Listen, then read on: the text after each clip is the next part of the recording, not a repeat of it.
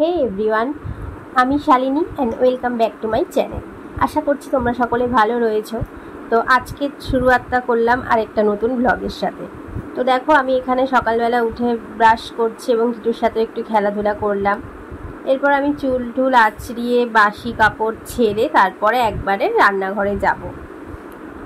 তো আমি অনেক দিন ডেলি ব্লগ তোমাদের সাথে শেয়ার করি না, তো এখন থেকে আবার চেষ্টা করছি রেগুলার করার জন্য।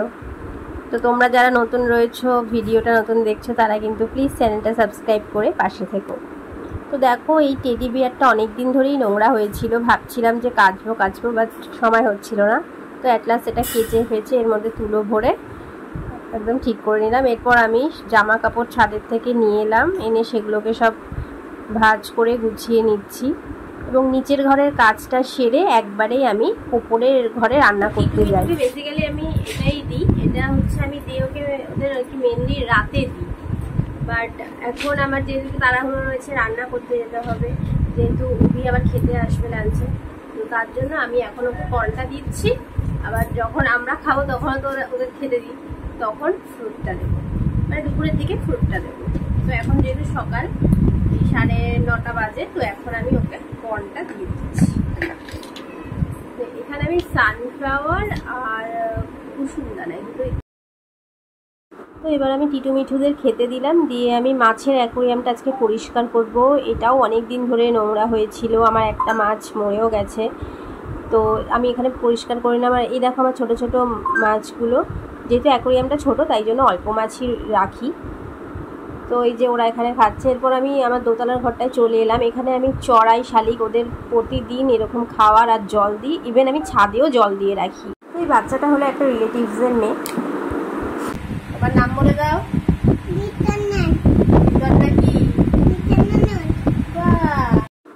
মানুষের মনে জেলাসি, ইগো এগুলো কিন্তু থাকে, বাট একটা শিশু কিন্তু হয় ভগবানের দূত, তাদের সাথে কিন্তু কোনো কিছুর তুলনা হয় না। আমি এখানে পমফ্রেট মাছ নুন হলুদ দিয়ে ভালোভাবে মাখিয়ে নিচ্ছি। আজকে এই পমফ্রেটগুলোই হবে এবং ডাল ভিজিয়ে নিচ্ছি। হ্যাঁ, অনেকেই ভাবতে পারো যে এত ছোট মাছ, বাট আমার কিন্তু ছোট মাছই আগাগোড়া ফেভারিট। তো অনেকে চাকের মাছ পছন্দ করে, বড় সাইজের মাছ পছন্দ করে, বাট আমার এই ছোটোখাটো মাছই খেতে খুব ভাল লাগে। কিন্তু অভি পুরো এর অপোজিট, তার জন্য ওর জন্য সবসময় বড় মাছই করা হয় বেশিরভাগ। তো যাই হোক, আমার চ্যানেলে আমি দেখছি ইদানিং কেউ আছো যারা বা যেই বলবো, মানে পার্টিকুলার কেউ একজন সাবস্ক্রাইব করছে চ্যানেলটা, আবার সাবস্ক্রিপশান তুলেও নিচ্ছে।